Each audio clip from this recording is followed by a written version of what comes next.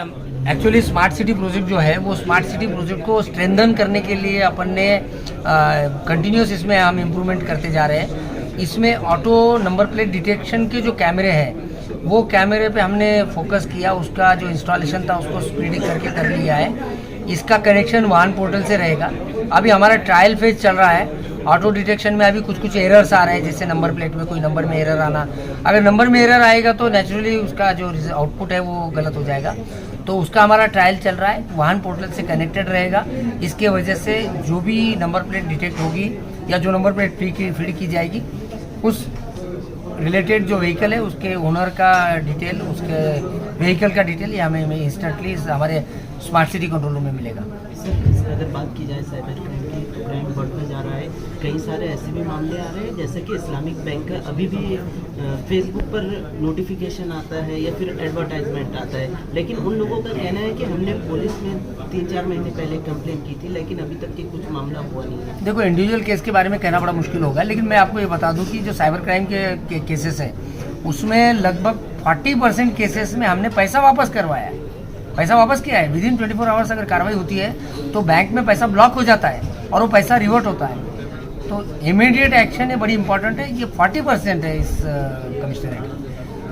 Sir, आखिरी last question है, जिस तरह से ब्लड के साइलेंसर्स को लेकर कार्रवाई की गई है वो अच्छा इनिशिएटिव था। उसकी वजह से कई सारे जो तेज़ आवाज़ में गाड़ियाँ चलाते थे वो दिखाई नहीं दे रहे शहर में। देखिए, शहर में जो यातायात के जो प्रश्न होते हैं वो बहुत सारे प्रश्न होते हैं। उसमें से बीच में किसी जो जिसका पब्लिक के तरफ से हमें फीडबैक आता है, जिससे पब्लिक परेशान है, उसमें हमको ड्राइव लेना पड़ता है। हम ड्राइव टाइम टू टाइम लेते हैं। उसके बारे में कितने लोगों पर कार्रवाई हुई है सर, और कितने नहीं, वो एक्झॅक्ट स्टॅटिस्टिक्स अभी मेरे पास है। अपडेट आहेत आणि हे प्रकरण धर्मांतरापुरतं मर्यादित आहे की आणखी यामध्ये काही पुढे धागेत होईल? असं आहे की जे प्रकरण घडलेलं आहे त्याच्यामध्ये धर्मांतर रिलेटेड जरी तक्रारीमध्ये म्हटलेलं आहे की असं बोलून असं काही सांगितलं, त्या रिलेटेड कुठलेही कागदपत्र वगैरे तपासात आलेलं नाही, परंतु ज्या व्यक्तीवर आम्ही कारवाई केलेली आहे त्याचं वागणं सस्पिशियस आम्हाला वाटलेलं आहे, म्हणून आम्ही त्याला खूप गंभीरतेनं तपास करत आहोत आणि म्हणूनच आम्ही त्याच्यामध्ये ATS आणि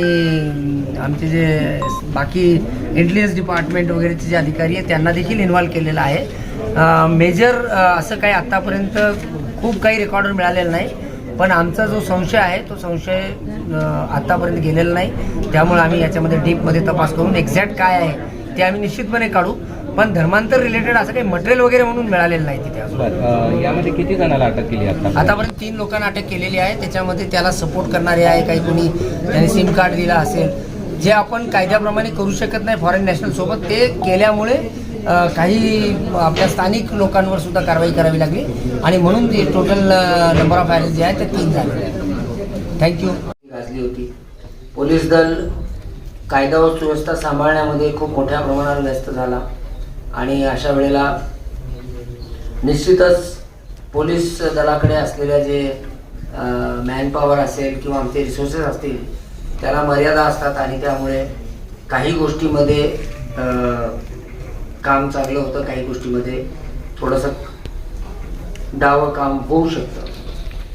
परंतु वर्षाच्या सुरुवातीपासूनच छत्रपती संभाजीनगर पोलीस दलाची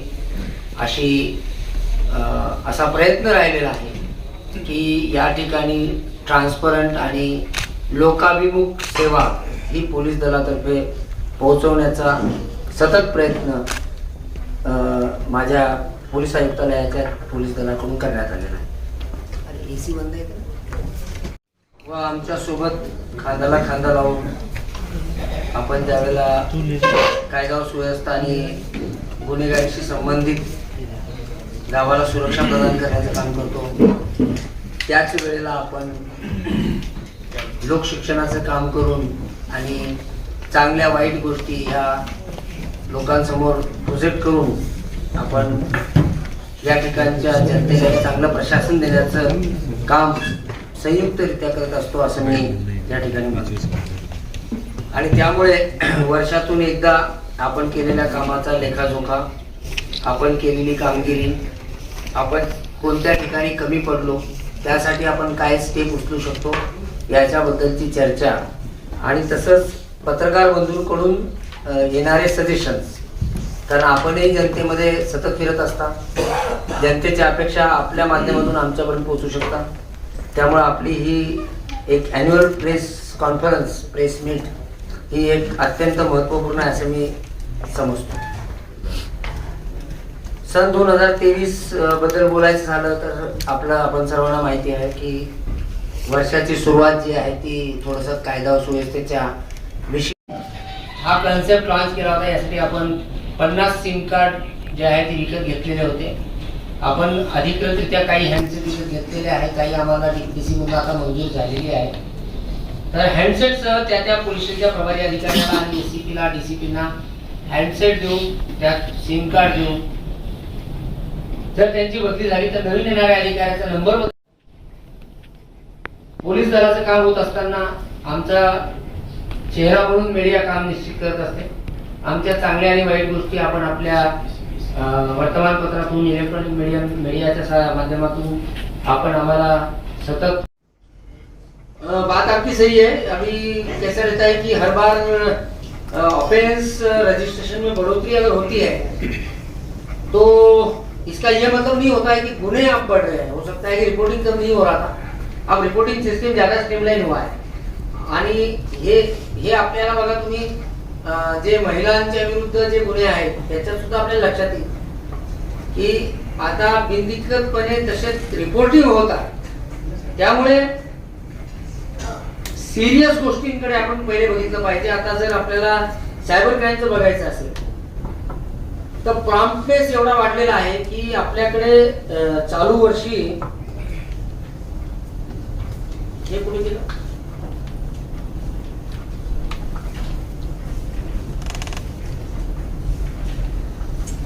किती रुपये परत केले, किती रुपये आपण मिळवून दिले ते स्टॅक आहे तो आम्ही निश्चितपणे स्ट्रॉंग केलेला आहे.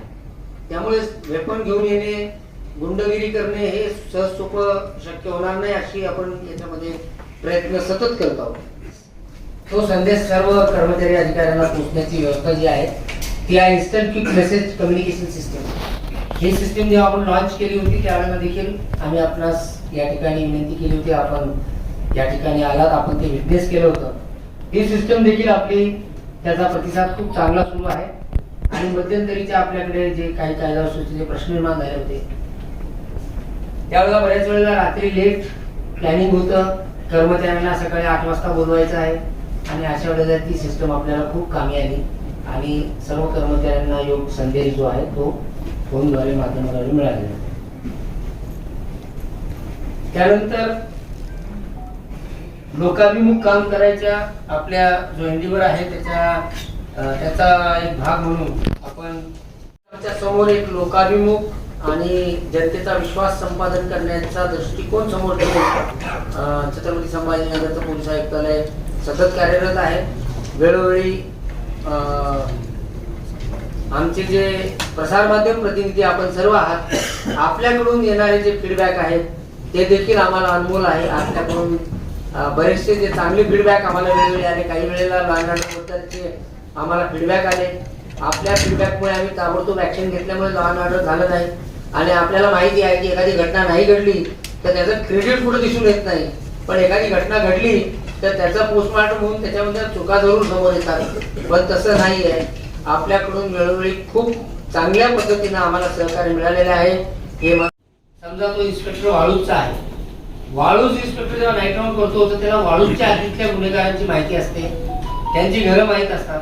आणि मग तो जेव्हा साताराला जातो किंवा छावणीला जातो किंवा मुजफ्फरपुराला जाणार किंवा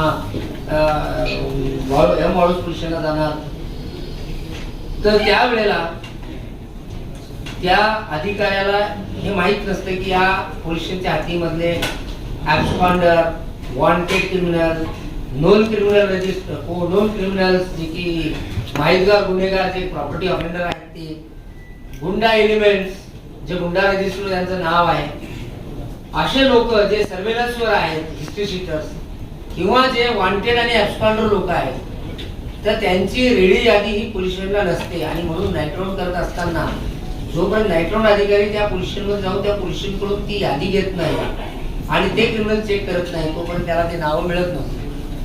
आणि म्हणून मग नाईट राऊंड करत असताना अधिकारी त्या पोलिसांना जात होते आणि फक्त नाईट राऊंडचे अधिकारी हजर आहेत का नाही तेवढं बघत होते. परिणामकारकता मला वाटतं त्यामध्ये शून्य होती. त्यामुळे आपण याच्यामध्ये एक नवीन सिस्टीम अशी तयार केली आहे. या सिस्टम मध्ये आपल्याच पोलीस स्टेशनचा जो रेकॉर्ड आहे ज्याच्यामध्ये सर्वेलन्स रजिस्टर असेल, वॉन्टेड अँड ॲब्स्कॉन्डर रजिस्टर असेल, त्यानंतर नॉन क्रिमिनल रजिस्टर असेल, गुन्हा रजिस्टर असेल, ह्या सर्व रजिस्टर मधल्या नोंदी फोटोसह डिजिटाईज करून आमच्या एका सर्व्हरवर, प्रायव्हेट सर्व्हरवर आम्ही ठेवलेल्या आहे. या प्रायव्हेट सर्व्हर ठेवल्यामुळे त्याला आपण जी सायबर सिक्युरिटी लागते ती चांगल्या प्रकारे देऊ शकतो. त्या सर्व्हरवर कोणी बाहेरचा माणूस एंट्री करू शकत नाही, जो रजिस्टर्ड माणूस आहे तोच एंट्री करू शकतो.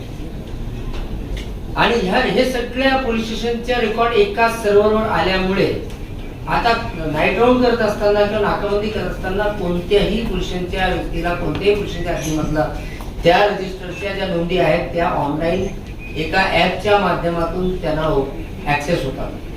आणि त्याच्यामुळे त्या हद्दीमध्ये नाईट राऊंड करत असताना केवळ ओपन होत नाही, तर आमच्या ऍपमध्ये एक अशी बटन आहे नियर मी, म्हणजे तो बटन दाबला की तो विचारतो नियर मी कोण. जर तुम्ही सांगितलं घरफोडी करणार आहोत तर ते घरफोडी करणारे त्या 2 किलोमीटर 3 किलोमीटर एरिया जर आपण डिफाईन करू त्याच्यामध्ये किती लोक राहतात त्यांचे त्याच्यामध्ये पॉपअप्स येतात. आणि मग त्याला आपल्याला चेक करायचं असेल त्याला क्लिक केला तर गुगल मॅपद्वारे त्याच्या घरापर्यंत त्या नाईट राऊंड अधिकाऱ्याला घेऊन जाता येतं.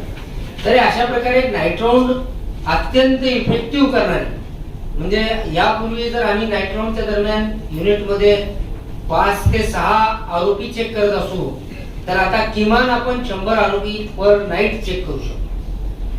50, 60, 70 आरोपी, निश्चितपणे 50 आरोपी आपल्या पोलीस स्टेशनला 50 आरोपी पर्यंत हा आकडा निश्चितपणे जाऊ शकतो. आणि त्याच्यामुळे गुन्हेगार लोकांवर याचा खूप चांगला एक वचक निर्माण झालेला आहे. याच्यामध्ये आतापर्यंत आपण शरीराविरुद्ध गुन्हे केलेले 1536, मालाविरुद्ध गुन्हे करणारे 1103, असे एकूण काहीतरी आकडा चुकला होतो, टोटल 14,709 भरले ना. शहराविरुद्धचे 1536 आहे का, आणि मालाविरुद्धचे 1103, म्हणजे 2639. आतापर्यंत 2639 आरोपींची यादी शहरामधील फोटोसह भरण्यात आलेली आहे, त्यांच्या पत्त्यासह, जिओ टॅगिंग सह करण्यात आलेली आहे. या सिस्टीम मध्ये जे ऑटो जनरेशनचे रिपोर्ट आहे ते रिपोर्ट लॉन्च करण्याचं काम बाकी असल्यामुळे तेवढं एक आमच्याकडे काम बाकी आहे. अन्यथा आता नाईट राऊंडच्या दरम्यान हे आम्ही ऍप लोकांना, आमच्या अधिकाऱ्यांना आणि कर्मचाऱ्यांना उपलब्ध करून दिलेलं आहे. याच्यामध्ये पोलीस स्टेशनचे अधिकारी आणि कर्मचारी यांचं रजिस्ट्रेशनचं काम सुरू आहे. त्यांचा रजिस्टर्ड मोबाईल जो असेल त्याच्यावरून त्याच्यामध्ये त्यांना ऍक्सेस मिळणार आहे. आणि त्यामुळे आमचा नाईट राऊंड अधिक जास्त स्ट्रॉंग होणार आहे. नाकाबंदी दरम्यान एखादं नाव टाकलं तर त्याचं काही क्रिमिनल रेकॉर्ड आपल्या शहरामध्ये आहे का ते आम्हाला त्वरित दिसणार आहे.